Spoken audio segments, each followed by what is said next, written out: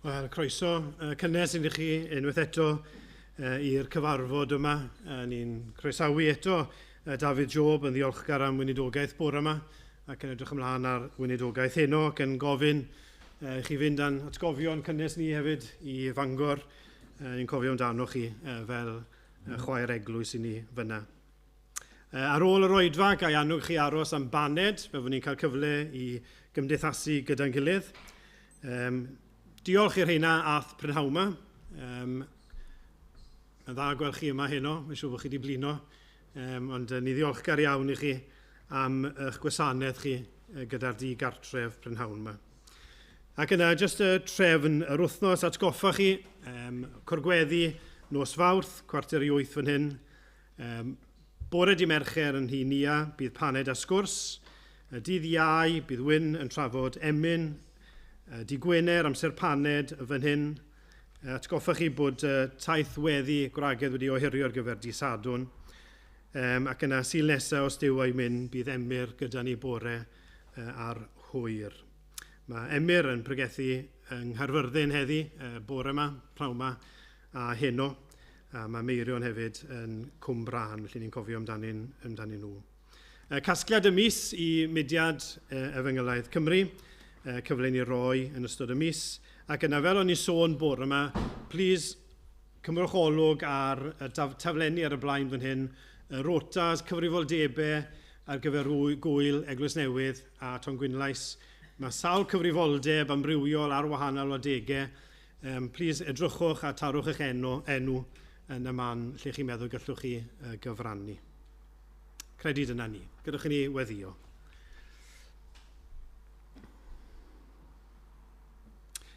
O arglwydd ein Duw, ni'n diolch bod ni'n cael cyfle eto nawr i ddod ato ti gyda'n gilydd, i daddoli di, i gydnabod dy fod ti'n ddew mawr a rhyfeddol, yn dad, mab ac ysbryd glân. Ni o'n arglwydd yn cyffesu pa ddew sydd fel tydi. Arglwydd ti'n heiddi y clod i gyd.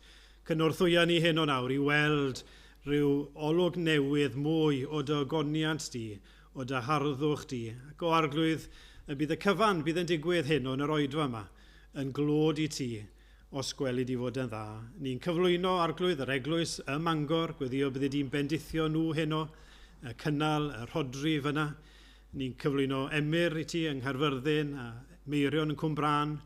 Gywir lle bynnag mae dy air ti'n cael ei bregethu'n ffyddlon. O arglwydd ni'n dymuno clywed bod na lwyddiant i'r gwaith a hynny achubiaeth y neidiau, bywhau dy bobl ac gogoniant Iesu Grist. Bydd gyda ni felly fan hyn nawr yn siarad â ni yn ôl ein hangen os gweli di fod yn dda, a bod ni'n gofyn y cyfannyd yn ein heiddiant ni, ond yn heiddiant digonol ein gwaredwr Iesu Grist. Amen.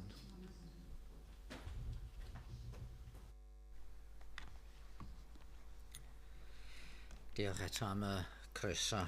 A dylen ni wedi sôn bore yma, mae heledd yn arbennig yn anfon i chofio at y rhai ohonoch chi. Mae'n nabod yma ddiolchgar am eich gweddiau chi dros hi yn y gwaith hefyd. Mae wedi bod adre'r wythnos diwethaf yma yn mynd rownd rhai eglwysi'n rhoi i hanes. A felly, diolch. Beth yn mynd i ganu emyn rhif 92 yn y llyfr emynau cyn llunio'r byd, cyn lledur nefoedd wen, cyn gosod hael, na lloer, na sêr uwchben. Mae'n hawdd iawn i ni feddwl just am y foment yma heddi, ond i ni rhan o stori fawr dragwyddol. Cychwyn cyn bod amser, fe drefnwyd ffordd yng nghyngor tri yn un i achub gwael golledig eog ddyn, a ninnau wedi cael yn cymeryd fewn i'r stori yna i brofi'r achubiaeth yn hunain. Rhif 92. Oh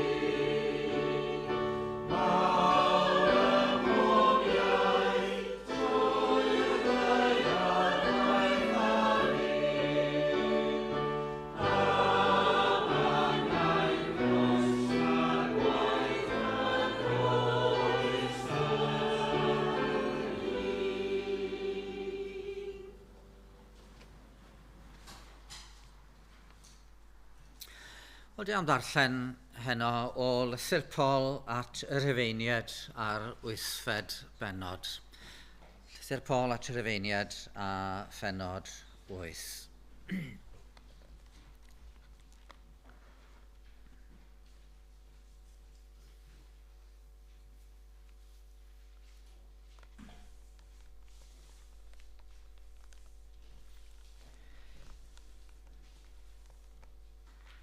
Yn dechrau darllen yn yr adnod gyntaf. Yn awr, felly, nid yw'r rhai sydd yng Nghrist Iesu dan gollfarn o unrhyw fath. Oherwydd yng Nghrist Iesu y mae cyfraith yr ysbryd sy'n rhoi bywyd wedi dyryddhau o afael cyfraith pechod a marwolaeth. Yr hyn oedd y tu hwnt i allu'r gyfraith yn ei gwendid dan gyfyngiadau'r cnawd, y mae Duw wedi ei gyflawni wrth anfon ei fab ei hun mewn ffurf debyg yn cnawd pechadurus ni, i ddelio a phechod. Y mae wedi gollfarnu pechod yn y cnawd. Gwnaeth hyn mwyn i ofynion cyfiawn y gyfraith gael eu cyflawni ynom ni sy'n byw, nid ar wastad y cnawd, ond ar wastad yr ysbryd. Oherwydd y sawl sydd ei bodolaeth ar wastad y cnawd, ar bethau'r cnawd yma ei bryd, ond y sawl sydd ar wastad yr ysbryd, ar bethau'r ysbryd yma ei bryd. Yn wir, y mae bod a'n bryd ar y cnawd yn farwolaeth, ond y mae bod a'n bryd ar yr ysbryd yn fywyd a heddwch. Oherwydd y mae bod a'n bryd ar y cnawd yn elyniaeth tuag at Dduw. Nid yw hynny ac ni all fod yn ddarostyngiad i gyfraith Duw. Ni all y sawl sy'n byw ym myd y cnawd foddhau Duw. Ond nid ym myd y cnawd yr ydych wi, ond yn yr ysbryd, gan fod ysbryd Duw yn cartrefu ynoch wi. Pwy bynnag sydd heb ysbryd Crist, nid eiddo Crist ydyw. Ond os yw Crist ynoch wi, y mae'r corff yn farw o achos pechod, ond y mae'r ysbryd yn fywyd i chi o achos eich cyfiawnhad. Os yw ysbryd yr hwn a gyfododd Iesu oddi wrth y meirw yn cartrefu ynoch, bydd yr hwn a gyfododd Grist oddi wrth y meirw yn rhoi bywyd newydd hefyd i'ch cyrff marwol chwi, trwy ei ysbryd sy'n ymgartrefu ynoch. Am hynny, gyfeillion, yr ydym dan rwymedigeth, ond nid i'r cnawd, i fyw ar wastad y cnawd. Oherwydd, os ar wastad y cnawd yr ydych yn byw, yr ydych yn sicr y farw. Ond os ydych trwy'r ysbryd yn rhoi arferion drwg y corff i farwolaeth, byw fyddwch. Mae pawb sy'n cael ei harwain gan ysbryd Duw yn blant Duw. Oherwydd nid ysbryd caethiwed sydd unwaith eto'n peri ofn yr ydych wedi ei dderbyn, ond ysbryd mabwysiad, yr ydym trwyddo'n llefain Aba, Dad. A mae'r ysbryd ei hun yn cyd dystiolaethiau'n hysbryd ni ein bod yn blant i Dduw. Ac os plant, etifeddion hefyd, etifeddion Duw a chyd etifeddion â Christ, os yn wir yr ydym yn cyfrannogi o'i ddioddefaint, mwyn cyfrannogi o'i ogoniant hefyd. Dyma air yr arglwydd. Mi drwn ni at emyn yn yr atodiad rhif 44 yn yr atodiad. Pan o'n i'n blentyn, o'n i'n rhyw feddwl am Dduw fel Duw pell. Duw yn y nefoedd, Duw allan o'n cyrraedd ni. Ond wedyn bydd os yr argyhoeddiad fod Duw hefyd yn Dduw sanctaidd. Ac eto yn Crist mae gwahoddiad i ni at y Duw yma. Pa fodd y meiddiaf nesu a thithau'n Dduw mor lan, sut fedrwn ni ddod yn agos? A'r ail bennill, pa fodd y meiddiaf nesu a minnau'n llwch y llawr. Ond eto yn y trydydd pennill, dyn ni'n clywed bod na wahoddiad i ni. Ac eto meiddiaf nesu ar alwad mab y dyn, fe brynodd i mi bardwn a'i werthfawr waed ei hun.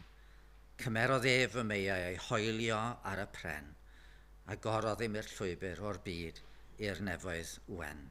44.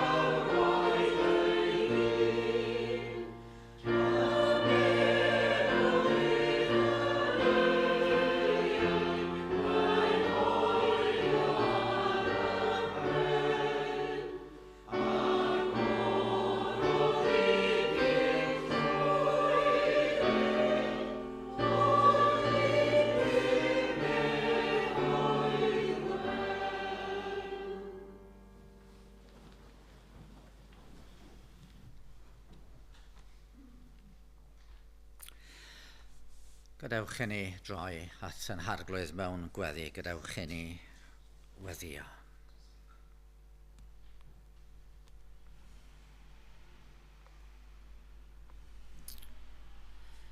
O Dduw ein tad,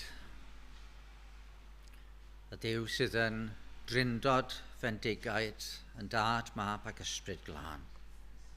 Den ni mawrygu'r fraint rydyn ni'n ei chael y funud yma o gael cyfarch gorsedd fwy ar nef. A chyfarch o Dduw'n tad fel rhai sydd yn gwybod rhywbeth am yn gwrthryfel yn hynna na'n derbyn. Ac eto yn gwybod hefyd am y gras rhyfeddol sydd yn o ti o Dduw ein tad. Dy fod ti cyn llunio'r byd wedi gwybod amdanom, wedi deall y cyfan amdanom, yn gwybod yn wir y gweithaf amdanom, ac eto wedi ein caru a chariad rhagwyddol. Ac mewn amser o Dduw'n tad, dyn ni'n diolch dy fod ti wedi anfon dy fab i'r byd, yn unol â geiriau'r proffwydi fe'i ganwyd y methlem Jwdea. Yn unol â'r geiriau a broffwydr amdano, roedd dy ysbryd di yn gorffwys arno. Ac fe welsom ni yn ddo ef o gogoniant megis yr unig anedig oddi wrth y tad. A dyn ni'n diolch o arglwydd y Duw, mae nid dod mwyn i ni ei wasanaethu a wnaeth, ond dod i'n gwasanaethu ni, gan roi ei einioes yn brydwerth dros lawer. A heno wrth ddod ger dyfron, yr unig ble sydd gennym ger dyfron di yw fod na un cyfiawn wedi talu pris ein anghyfiawnder ni ar y groes. A dyn ni mor ddiolchgar o ddewn tad na bod ni'n gallu troi at ti fel hyn, trwy'n harglwydd Iesu Grist. A trwy gymorth yr ysbryd glân, dyn ni'n gallu dy alw di'n dad. A gwybod fod yr alwad yna yn fwy na rhywbeth yn engennau, ond fod e hefyd yn calonau ni. Bod ni trwy ras yn gwybod yn bod ni wedyn mabwysiadu i mewn i dy deulu di.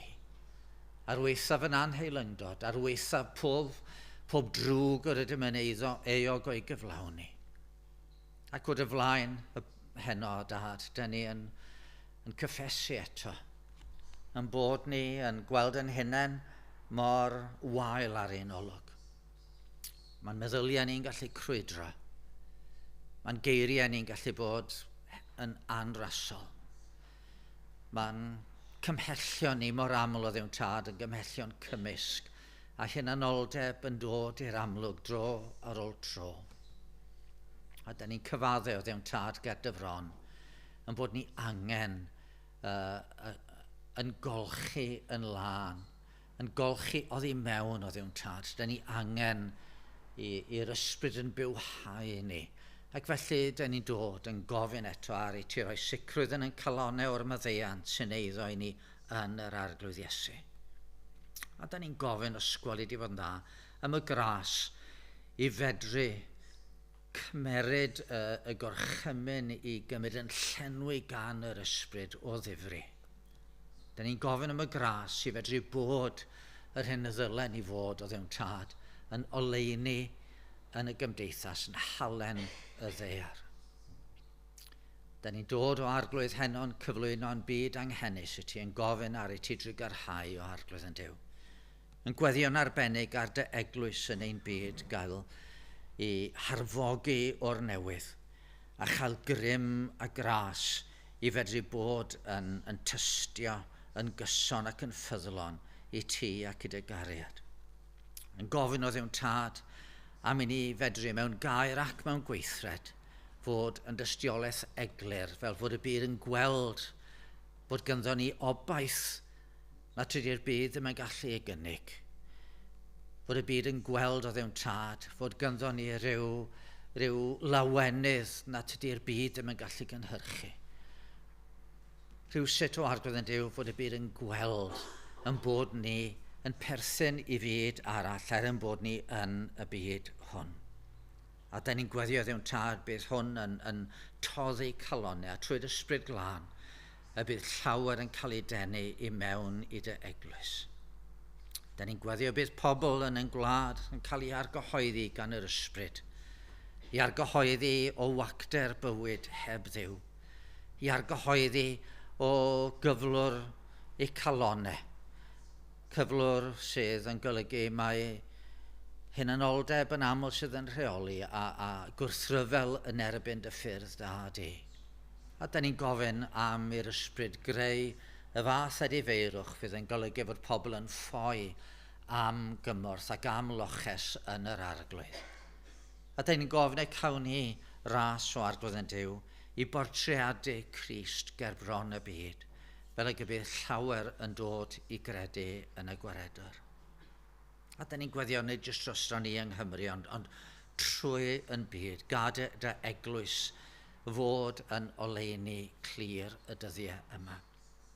A da ni'n gweddio am i ti ymweld trwy'r ysbryd glân, mewn ffordd arbennig fel bod llawer yn dod i ffydd. Da ni ddiolchgar am straeon o ddewn tad yn ein glywed, o dy air yn newid calonau pobl yn Iran y dyddiau yma. Da ni ddiolchgar am gael clywed bod llawer wedi dod i ffydd yn Kosovo yn ddiweddar. Da ni ddiolchgar o ddewn tad am hanesion o wahanol lefydd o Gristnogion yn sefyll yn wyneb erledigaeth ddifrifol. Ac felly o ddewn tad, da ni'n gweddio byddwn ni yng Nghymru hefyd yn cael gwneud yn rhan trwy gymorth yr ysbryd i dystio i dy ras. Heno arglwydd hefyd, da ni wedi dod ynghyd i fyfyrion dy air.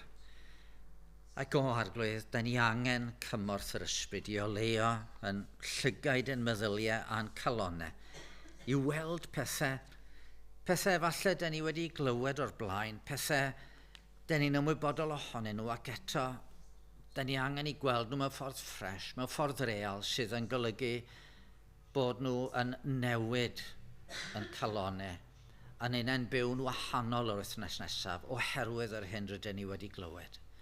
Felly bydd yn drygarog trwy'r ysbryd glân o ddewn tad. Gad I ni heno glywed geiriau pur y nef. Ac wrth I ni glywed y geiriau hynny, os gwelid I fod yn dda, nid i'n ysgogi ni I ddiolch yn fwy I ti am dy ras, I dy garu dyd ein tad a charu yr arglwydd Iesu Grist a charu'r ysbryd glân yn fwy. Ac o arglwydd I ni fod a'n calonau yn agored I ti ym mhob man. Felly cliw yn gweddi os gwelid I fod yn dda. Da ni'n cyflwyno I ti bob baich arbennig sydd ganddo ni'n bersonol o arglwydd I ti, gan ddymunod y fod ti'n rhoi gras a chymorth I ni fedru cario y beichiau hynny yn gwybod dy fod ti hefyd yma gyda ni yn dwyn y baich tryma. Cliw yn gweddi felly o dad. Maddau ni yn holl feie a derbyn yn diolch am dy ddaioni trwy Iesu Grist na harglwydd a'n gwaredwr da. Amen.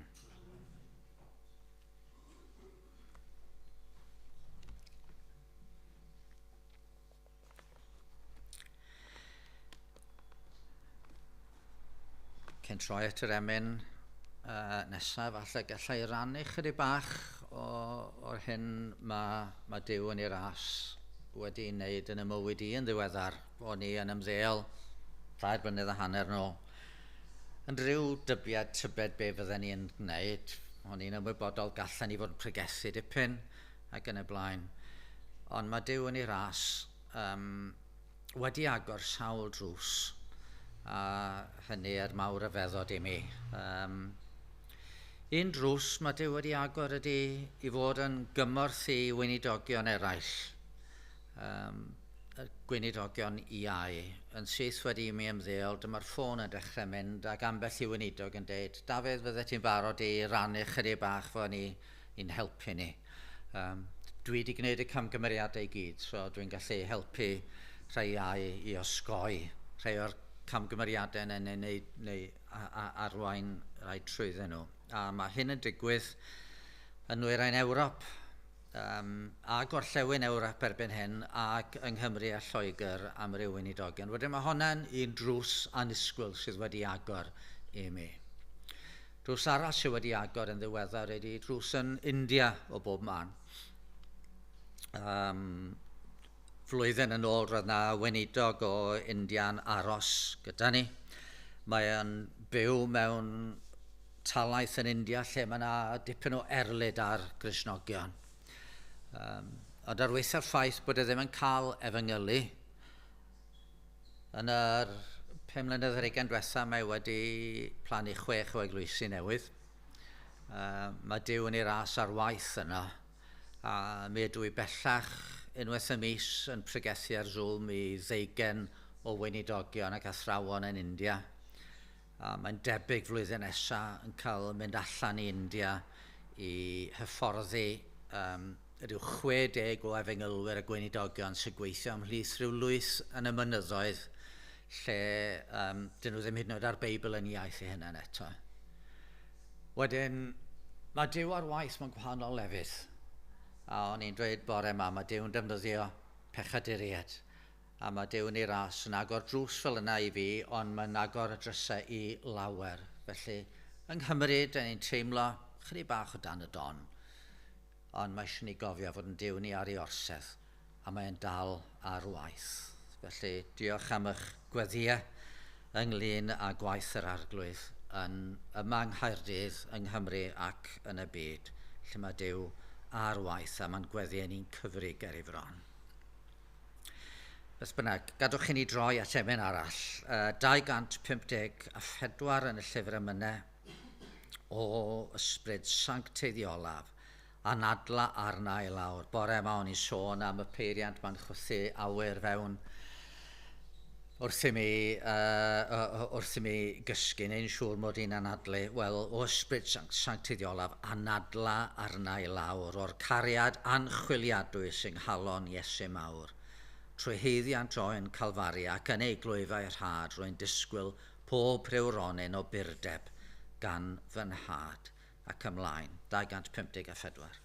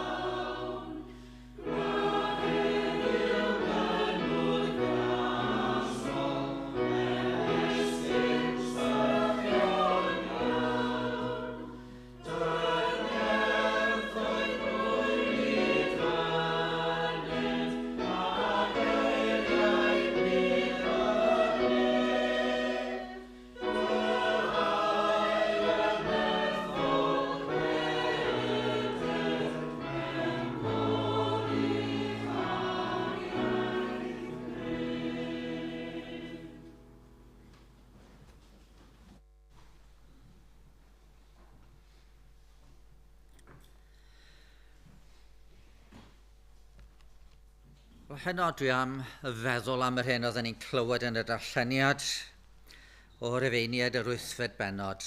Ac efallai, os ydych eisiau un adnod i'w chymryd y nawfed adnod, nid ym myd y cnawd yr ydych chi, ond yn yr ysbryd, am fod ysbryd Duw yn cartrefu yno chi.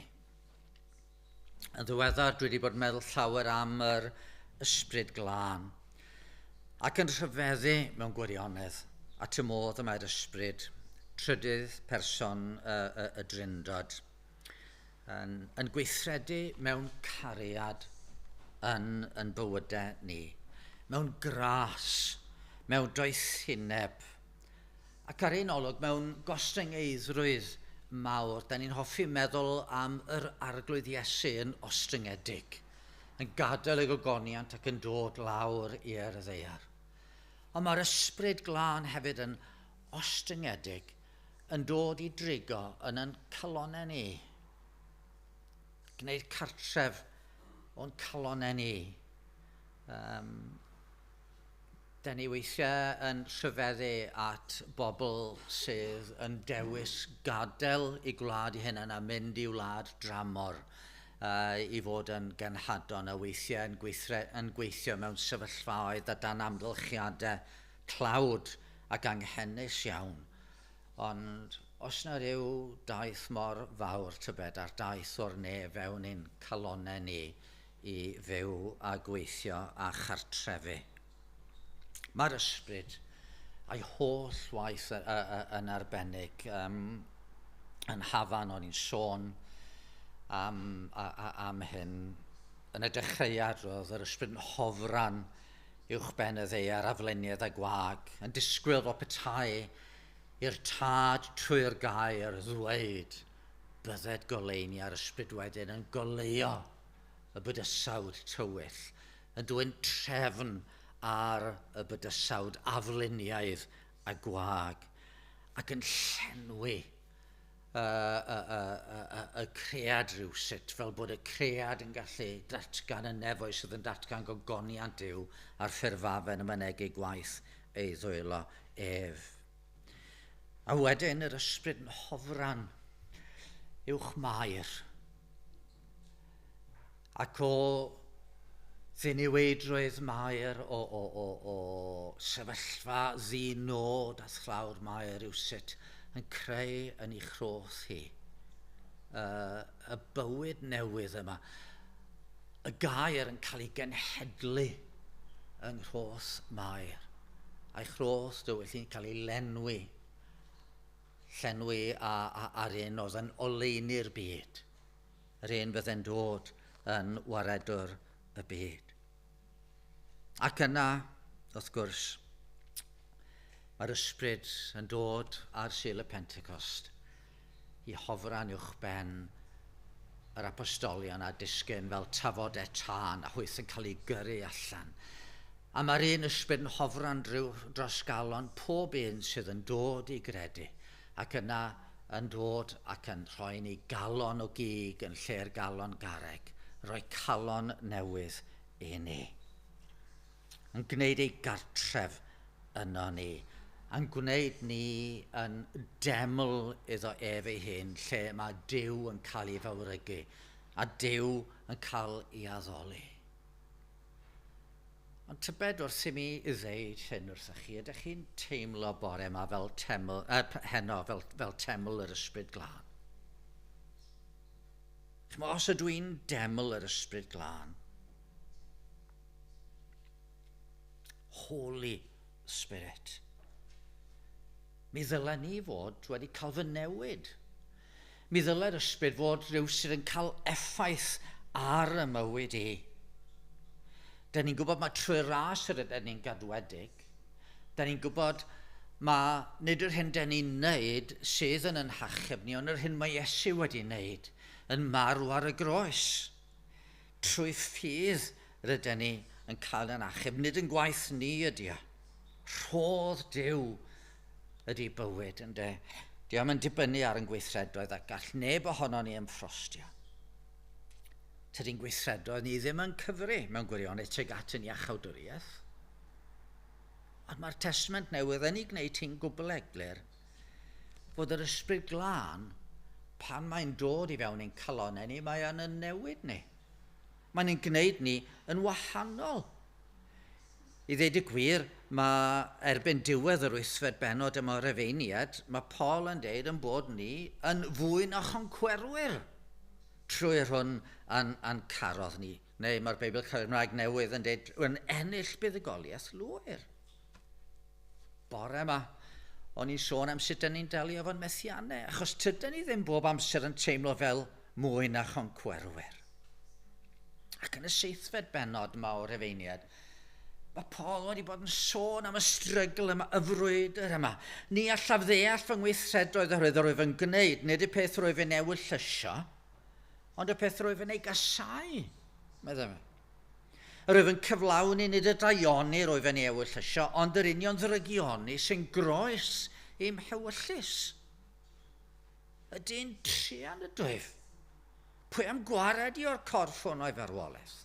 Mae rhain dadle fod Paul yma'n sôn am yr anghredadyn, ond os ydy'r hen ddyn wedi cael ei ladd yno ni sy'n credu, mae'r hen natur yn glynu ynddo ni. A rhywsut, da ni'n aml yn teimlo'n hunain mewn brwydr a themtasiwn yn dod yn gryf a nyn heb sylwi bron wedi rhoi mewn i'r themtasiwn ac wedi methu. Da ni'n teimlo fel teml yr ysbryd glân yn aml. Wedyn mae pechod yn dal yn bresennol yn ein bywyd ni. Ond mae'r ysbryd yn ein helpu ni i adnabod gwaith Duw yno ni. A mae'r ysbryd yn helpu ni i fod yn fwy na choncwerwyr. Bore yma o'n i'n ceisio sôn am sut ni yn delio gyda'n methiannau. Heno fe gara ni ganolbwyntio ar waith yr ysbryd yn yr holl broses yma. Gwaith yr ysbryd glân. Be mae'r ysbryd glân yn ei wneud yno ni? A'r peth cyntaf da ni'n gwneud ydy fod yr ysbryd yn creu ynddo ni awydd i roi heibio gweithredoedd marwol y corff, i roi heibio yn pechodau. Nid da ni'n cael perswadio bod ni angen gwneud hynny, dydyn ni. Bod, yn yr wythfed benod yma, da ni'n gweld rhai datganiadau. Adnod 5, y sawl sydd ei bodolaeth ar wastad y cnawd, ar bethau'r cnawd mae'i bryd, ond y sawl sydd ar wastad yr ysbryd, ar bethau'r ysbryd mae'i bryd. Wel, os dwi yn yr ysbryd, mi ddylen ni fod yn meddwl am bethau'r ysbryd. Adnod 12 wedyn, da ni'n gweld yn adnod 12. Am hynny gyfeillion, os ydym am hynny gyfeillion, ydym dan rhwyfeiniaid, ond nid yw'r cnawd i fyw ar wastad y cnawd, oherwydd os ar wastad y cnawd yr ydych yn byw, ydych yn sicr o farw. Dwi'n eisiau bod fanna, fe ddylen ni fod yn byw yn wahanol. Neu, da ni'n meddwl am y 15fed adnod, lle mae'n sôn bod ni wedi derbyn ysbryd mae bwysiad ac ydym trwyddo'n llefain Aba, Dad. Ni da ni'n blant Duw. Mae'n cofio pan o'n i'n fach ac yn mynd allan i chwarae efo'n ffrindiau. Weithiau bydde mam yn sôn wrthai, wel, cofia pwy wyt ti, Dafydd? Cofia? Falle bod y Joneses a'r Evanses yn ymddwyn fel maen nhw eisiau, ond wyt ti'n Job, so cofia di pwy wyt ti. A be da ni? Da ni'n blant y Duw byw. Mor amrhiodol ydy bod plentyn Duw yn ymddwyn fel plentyn y diafol. Felly, be sy'n gwneud i ni deimlo hyn? Wel, mae'r ysbryd yn argyhoeddi ni bod ni'n blant Duw ac felly da ni fod ymddwyn fel plant Duw. Da ni fod dwy'n nodweddion y teulu. A dy'r ysbryd ddim jyst yn perswadio ni y dylen ni fod yn gwneud, mae hefyd yn perswadio ni y gallwn ni roi heibio ein pechodau. Rydyn ni dal a phechod yn bywydau, ond dyn ni ddim dan ei lywodraeth. Yr ail adnod ym mhenod 8 yma, yng Nghrist Iesu mae cyfraith yr ysbryd sy'n rhoi bywyd wedi dyryddhau o afel cyfraith pechod a marwolaeth. Hynny pechod sy'n teyrnasu, gras sydd yn teyrnasu yn ein bywyd ni rwan, oherwydd mae Duw yn ei ras wedi'n rhyddhau ni. Da ni ddim yn ddyledwyr i'r diafol, da ni ddim yn ddyledwyr i bechod. Does gan y diafol ddim hawl arno ni. Ac felly mae modd i ni trwy'r ysbryd glân i goncro yn pechodau a dweud na wrth demtasiwn. Peth arall mae'r ysbryd glân yn ei wneud ydy mae'n rhoi rhyw chydig bach o ofn yn calonnau ni yn bod ni yn gyfrifol i farweiddio pechod. Os ar wastad y cnawd yr ydych yn byw, yr ydych yn sicr o farw. Ond os ydych trwy'r ysbryd rhoi arferion drwg y corff i farwolaeth, byw fyddwch. Mae yna sawl lle yn y Beibl lle ni'n gweld y balans rhyfeddol yma. Mae rhai pobl yn dweud let go and let God. Ond mae'r Beibl yn dangos na. Mae gofyn i ni ymroi. Dio ddim 100% yr ysbryd glân a dim ohono ni. Dio ddim hanner 100% yr ysbryd glân a hanner 100% ohono yn ymdrech ni. Mae'n 100% yr ysbryd glân, ond mae hefyd yn 100% yn ymdrech ni. Mae Paul yn dweud wrth Philippiaid, gweithredwch mewn ofn a dychryn yr iachawdwriaeth sydd yn eiddo i chi, gnewch chi bob peth fedrwch chi i weithredu mewn ofn a dychryn, achos ydych chi'n gwybod am ddydd y farn. Ond mae'n mynd ymlaen wedyn i ddweud, oblegyd Duw yw'r un sy'n gweithio yno chi beri chi ewyllysio a gweithredu o amcanion Dionis ef. Mae Duw ar waith yn calonnau ni i wneud i ni fod yn sylweddoli dwi'n gyfrifol fan yma i ddweud na wrth bechod ac i ddweud ie wrth y pethau cadarnhaol mae Duw yn fy ngalw i i'w gwneud.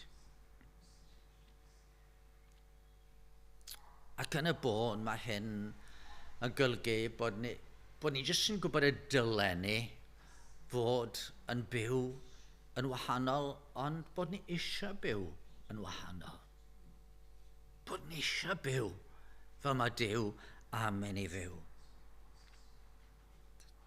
Sawl un ohono ni'n ymwybodol o'r profiad o fod yn sal. A mae yna edrych ymlaen at y cyfnod y bydden ni'n iach unwaith eto. Pan o'n i'n blentyn, o'n i yn dioddau llawer o salwch ag adre yn yngwely mi fydden ni'n clywed plant eraill yn chwarae tu allan. O'n i'n edrych ymlaen trwy'r adeg bydden ni'n well a cael mynd allan i chwarae efo nhw. Ac felly, mae'r un sydd wedi cael ei eni o'r ysbryd o ahiraeth am fod yn lan, am fod yn byr, am fod yn gallu cyflawni ewyllus Duw yn llawn yn ei fywyd. Dyna rhywfaint o be mae'r ysbryd yn ei wneud. Mae'r ysbryd yn creu awydd yna ni i roi heibio gweithredoedd anfuddiol pechod a'r corff ac i fyw i Dduw. Ac yn ogystal â creu'r awydd. Yn ail, mae'r ysbryd yn creu cymhellion ynddo ni. Mae rhoi cymhellion yna ni i fyw i Dduw. Neu os ydym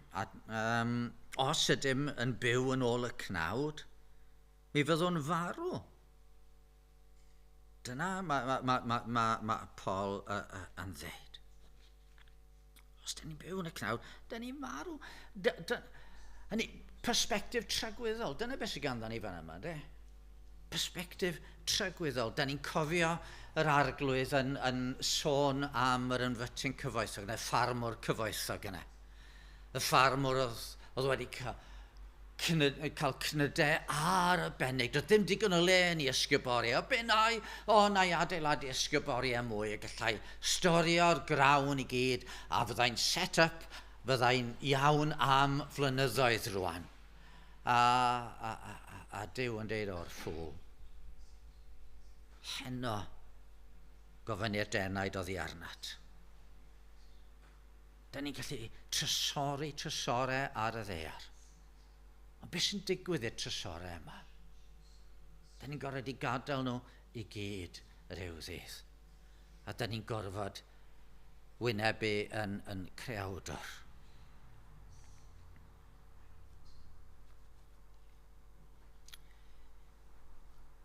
O'n i'n clywed am un athro mewn coleg diwynyddol oedd yn dysgu diwynyddiaeth ymarferol felly. Ac y ddarlith gyntaf yn y flwyddyn oedd yn dod fewn oedd rhoi tamed o bapur i bob un myfyriwr ac yn gofyn iddyn nhw write your obituary. Be fydd y pobl yn dweud amdano chi pan dych chi'n marw? Dwi'n siŵr bod y myfyrwyr yn cael dipyn o sioc pan nhw'n meddwl, wel, da ni dod yma i ddysgu diwynyddiaeth ymarferol, a dyma be mae'n gofyn, ond be da ni isio? Ydy'n persbectif ni persbectif tragwyddol. O'r ydych chi'n gweld, pan da ni'n marw, da ni ddim jyst yn gadael yn eiddo i gyd ar ôl. Os da ni'n Gristnogion wedi edifyrhau a chredyn yr arglwydd, da ni'n gadael yn natur bechadurus yn llwyr ar ôl hefyd. Da ni'n gadael yn pechodau ar ôl. A da ni'n mynd i fod yn cael mynd i'r man lle fyddwn ni ddim yn cael yn blino gan demtasiynau. Lle fyddwn ni ddim yn teimlo yn amhiredd. Lle fyddwn ni ddim yn profi o ddydd i ddydd y frwydr yma, ond byddwn ni yn mwynhau buddugoliaeth yng nghwmni yn harglwydd ni. Dyna un cymhelliad i'n gyrru ni ymlaen i fyw dros yr hyn sydd yn gywir, i fyw mewn ffordd sydd yn golygu bod Duw'n cael cymeryd gafel o'n bywydau ni. Mae'n y gymhelliad arall. A Paul yn deud fama bod Crist wedi marw dros yn pechodau ni. Dych chi'n gwybod pan mae rhywun yn gwneud rhywbeth drostych chi, dych chi'n teimlo'n ddiolchgar yn dydych chi. Pan mae rhywun wedi gwneud rhywbeth mawr drostych chi, dych chi'n teimlo ddiolchgar iawn. Dwi'n cofio pan o'n i'n fach, fel dwi'n dweud, o'n i'n dioddau llawer o afiechyd. Oedd asma drwg iawn arna i, ar adegau oedden nhw'n ame a fydden ni byw. Rwan i fi yn blentyn yn tyfu, oedd hwnna yn, wel, o'n i'n byw trwy iddo fo felly. A wedyn ar ôl tyfu a cael ymhlant yn hynna'n, dyma fi yn sydyn, dyma Steffan yn cael pwl o asma rhyw noson. Ac o'n i sydyn yn sylweddoli gymaint oedd yng nghrhieni wedi gofalu amdana i yn eistedd i fyny trwy'r nos, yn rhwbio yng nghefni, yn ceisio ynghalu i fedru anadlu ac yn y blaen.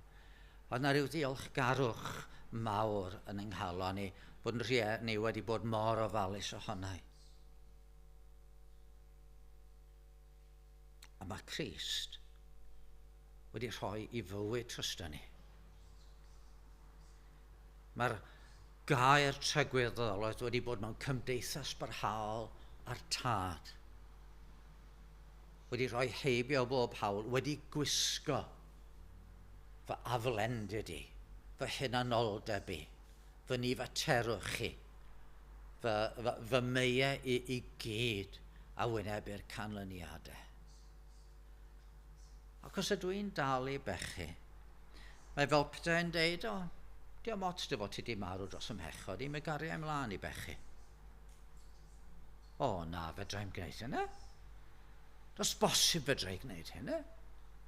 Y mwy ydych chi'n myfyrio ar faint mae Crist wedi'ch caru chi, y mwyaf fyddwch chi'n ffoi oddi wrth bechodau.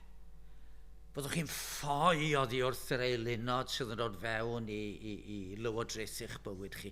Byddwch chi'n ffoi oddi wrth bob dim sydd yn dod rhyngddo chi a'r tad. A fyddwch chi'n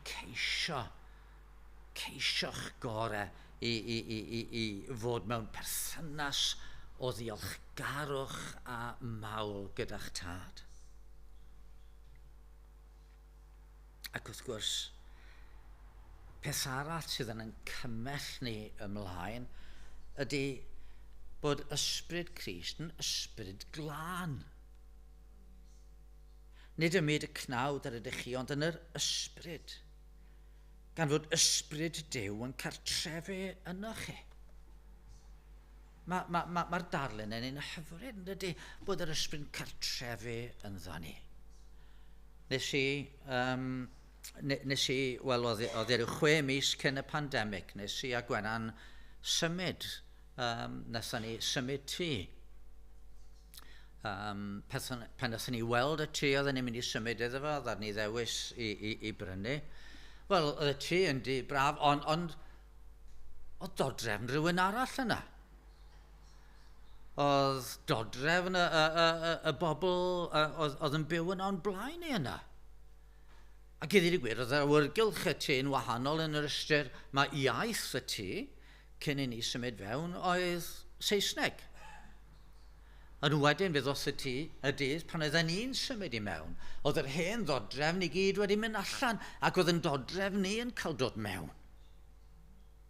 Ac oedd awyrgylch y tŷ newydd achos Cymraeg fydde iaith y tŷ bellach. Ac oedd e'n dod yn gartref i ni. A mae'r ysbryd glân yn dod i gartrefu yn ni. A mae'n dod a'i ddodrefn ei hunan. Mae'n dod a'i awyrgylch ei hunan.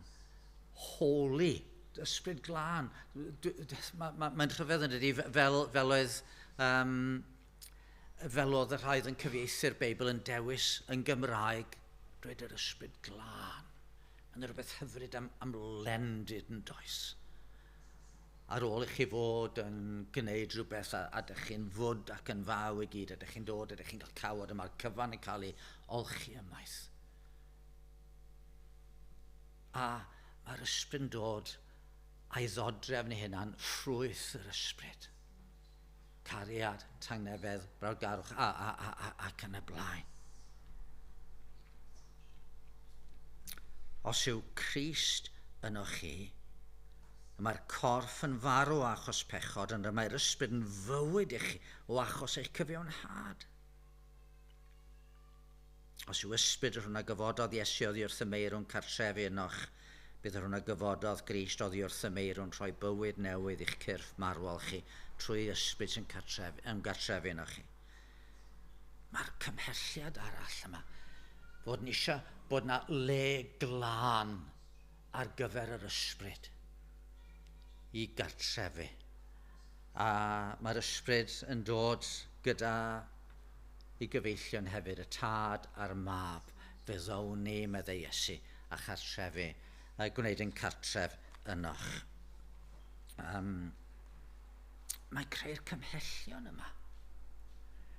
Ac mae hwnna'n rhywbeth sydd yn gymaint o rym i'n gyrru ni ymlaen felly. Mae'r ysbryd yn creu yn awydd i roi heibio gweithredoedd y corff a chyfleidio gweithredoedd y bywyd a'r ysbryd. Mae'r ysbryd yn creu'r cymhellion yna ni. Tybed os yna rhywun yma heno sydd yn teimlo, dwi ddim yn gwybod dim byd am hynny. Dwi ddim yn gwybod dim byd am y cymhellion mewnol yna. Dwi ddim yn gwybod dim byd am y desperation yna i fod yn rhydd. A tybed nad ydy Duw yn dweud wrthoch chi, wel, reit, eisiau chi feddwl, be ydych perthynas chi a Duw?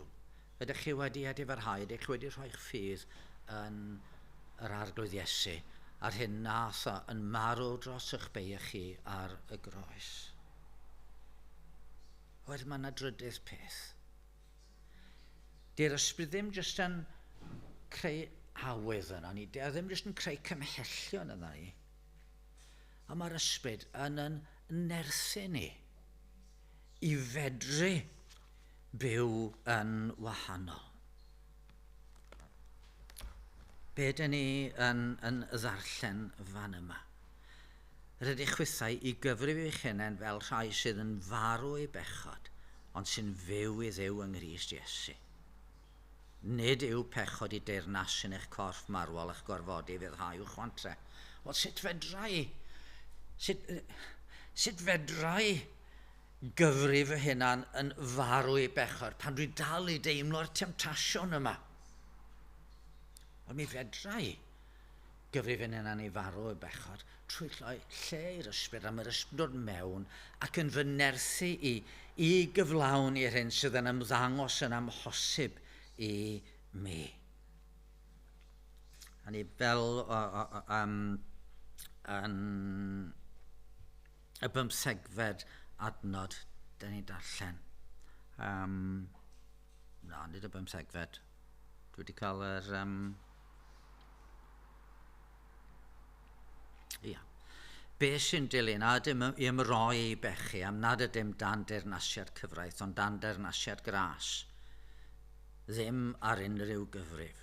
Ond ydych chi'n gwybod, os ydych chi'n ildio eich hunain ag y fuddod ceithwas i rywun, mae ceithion ydych i'r siawl sy'n cael eich fuddod. A wedyn adnod 17. Diolch i Dduw yr ydych chi a fi'n geithion i bechod, a nawr wedi rhoi i fuddod calon i'r patrwm hwnnw a thrawiaeth y traddodwyr chi iddo. Cawsoch eich rhyddhau oddi wrth bechod ac eithwch yn geithion i gyfiawnder. Dwi'n y benod anghywir yn dydw.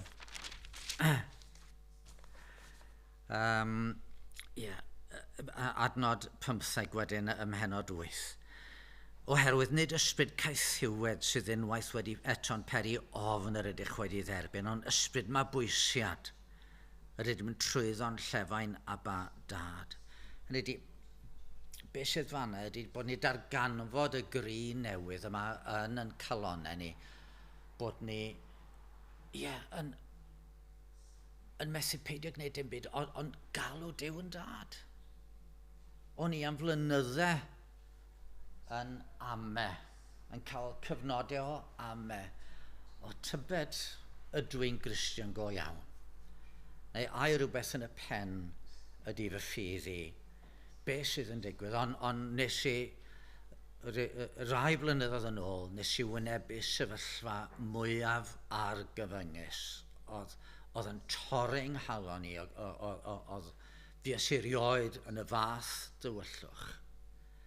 A'r cyfan nes i trwy'r wythnos oedd yn dilyn, oedd galw allan ar Dduw.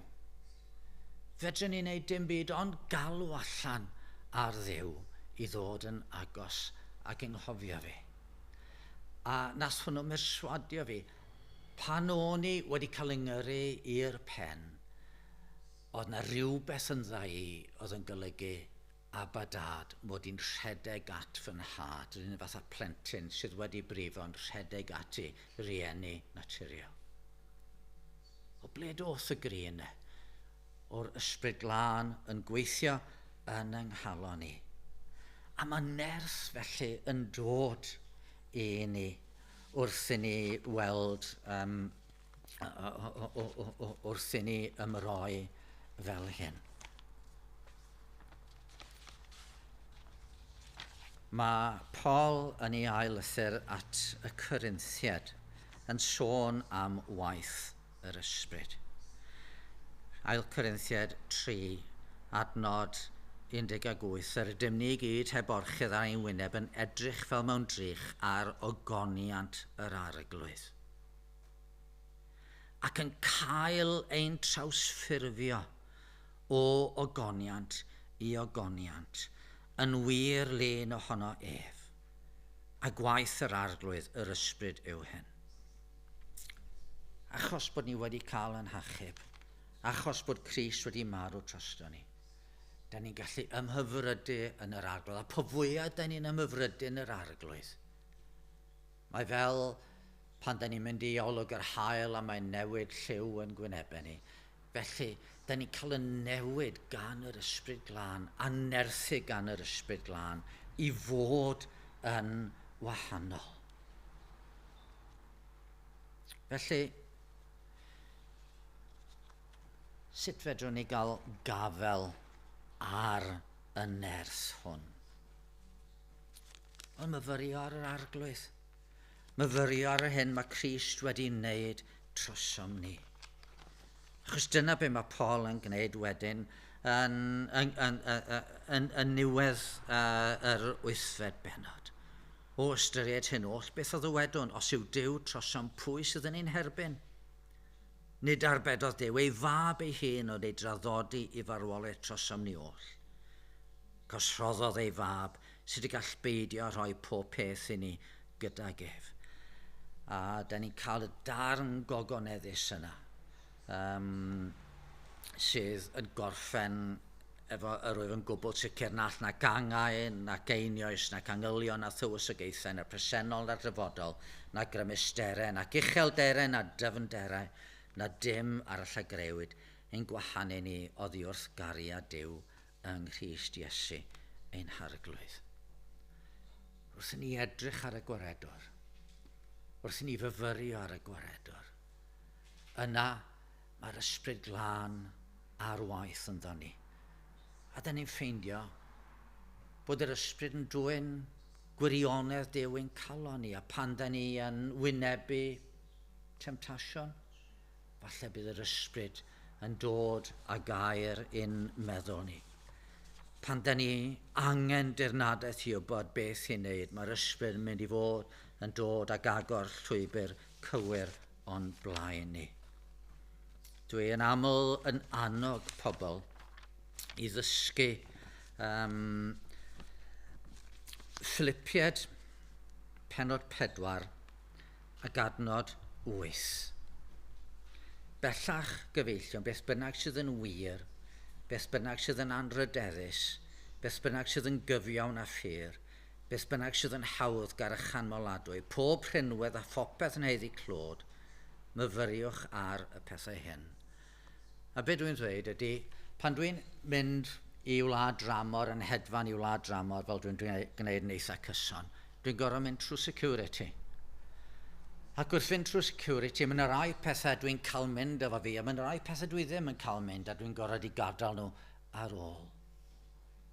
cymerwch yr adnod yma fel security. Gyda beth ydych chi'n neud, a holwch, ydy y peth yma dwi'n meddwl wneud, neu'r peth yma dwi'n treulio ymryd arno fe ac yn y blaen, ydy o'n ffitio fewn i hwn, ydy o'n wir, ydy o'n anrydeddus, ydy o'n gyfiawn a ffyr, ydy o'n hawddgar a chanmoladwy. Os na rinwedd yn perthyn iddo fe, ydy o'n heiddi clod. Os na gydi o, peidiwch ag adael o trwy security fewn eich meddwl chi ac eich bywyd chi. A cheisiwch yr ysbryd glân. Gorchymyn sydd ganddo ni, cymerwch eich llenwi gan yr ysbryd. A mae'n rhywbeth da ni'n gallu gwneud. Wrth i ni roi'n hynny yn y fan, lle mae Duw yn ei ras, yn gweld bod ni wedi gadael i'r ysbryd o'r fewn i'n calonnau. Mae yna llyfryn bach Saesneg, gallwch chi ffeindio fo ar y we, neu gallwch chi ffeindio testyn y llyfr ar y we. My Heart, Christ's Home. Diolch yn lyfryn hir ar y syniad tiol y llyfr. Mae'r llyfr yn dechrau yn sôn am droedigeth, y diwrnod nes ti ddod mewn i mywyd i. Oedd yn ddiwrnod bendigedig, oedd yn ddiwrnod hyfryd. Ond wedyn, mae'n mynd ymlaen fel petai Crist yn dod mewn, a mae Crist yn mynd o stafell i stafell y mywyd y person yma. Mae'n cychwyn ffwrdd yn ystudi. Dy'r llyfrau yna'n llyfrau sydd yn addas wedi gael ar y silff. Be mae llun yna? Ydy yna'n lun addas ydy fod yn myfyrio arno fo. A mae'r gwaredwr yn glanhau ystudi. Wedyn mae'n mynd i'r gegin. Be dy archwaith di? Di hwnna'n iach? A mae hwnna yn cael ei lanhau. Wedyn mae'n mynd i'r stafell hamdden. Yr stafell wely. A mae yr arglwydd Iesu fel petai'n gwneud cytundeb gyda'r person yma. Bob bore oedd nhw'n mynd i gyfarfod ac oedd na le tân, cader bob ochr y lle tân a fydde'r ddau'n cyfarfod a threulio amser ni gilydd. Ond wedyn mae bywyd yn mynd yn brysur a rhywsut mae pethau'n cymryd drosodd ac un bore mae y dyn yma'n rhedeg lawr grisiau mwyn mynd allan a mae'n edrych fewn i'r stafell ydyn lle mae'r tân a ddwy gader a mae Iesu'n eistedd yna a'r gader arall yn wag. A mae'n dweud,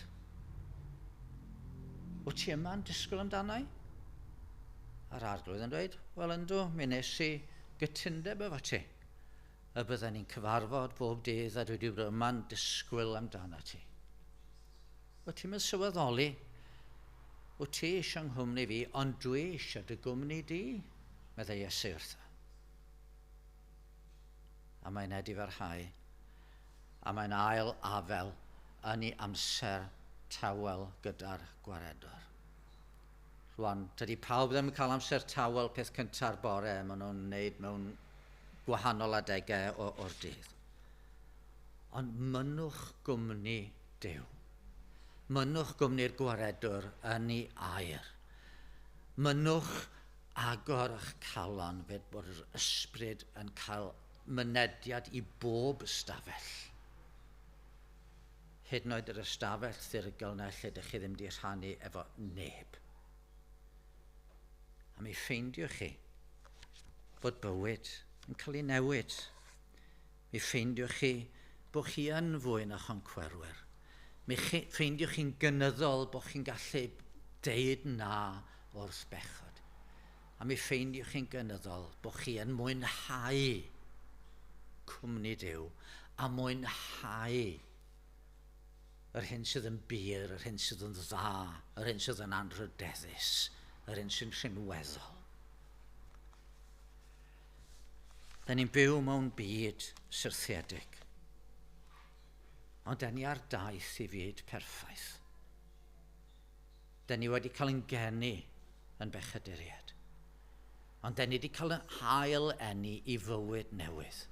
A rhyw ddydd, da ni'n edrych ymlaen at gael mwynhau cwmni yn Harglwydd a'n gwaredwr am dragwyddoldeb. Felly, mae eisiau chi atgoffa'ch hunain. Nid ym myd y cnawd ar ydych chi, ond yn yr ysbryd. A fod ysbryd Duw yn cartrefu yna chi. A gan bod yn cartrefu yn eich calon chi, yna peidiwch â'i anwybyddu, ond rhowch eich hunain yn gyson yn ei lwybr gogoniant i'w enw. Beth am i ni ganu wrth gloi? Rhif 253. Ni 3 gawelon neb mewn dyfnder pydew cas. Ni 3 cysuron neb mewn ysbryd heb ei ras. Pyr fydd yw dy swydd, pyr fydd dy lef yn yw o fewn i'r ddair ar ne. O arglwydd, tyr di lawr, gwna drigfan eich dy hun, gwna deml sancteiddiol fawr o galon aflan dyn. A thrig yn hon, fel seion gynt, pob rhyw dywyll stormus wynt. A'r pennill yn dilyn.